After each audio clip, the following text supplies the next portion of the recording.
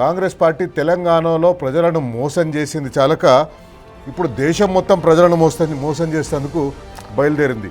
మీకు అందరికీ తెలుసు, రాబోయే కొన్ని రోజుల్లో వచ్చే 9వ తేదీ నాడు కేరళలో, అస్సాంలో ఎన్నికలు జరుగుతాయి. అట్లాగే వెస్ట్ బెంగాల్, తమిళనాడులో కూడా ఎన్నికలు జరుగుతున్నాయి. పుదుచ్చేరిలో కూడా ఎన్నికలు జరుగుతున్నాయి. 4 రాష్ట్రాలు, ఒక కేంద్రపాలిత ప్రాంతంలో ఎన్నికలు జరుగుతాయి.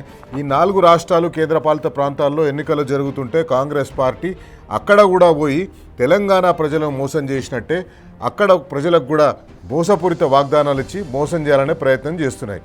అస్సాంలో ఒకసారి మనం చూద్దాం, మన దగ్గర ఏ రాష్ట్రంలో పోయి వీళ్ళు ఏ గ్యారంటీ ఇచ్చిందని చెప్పేద్దాం.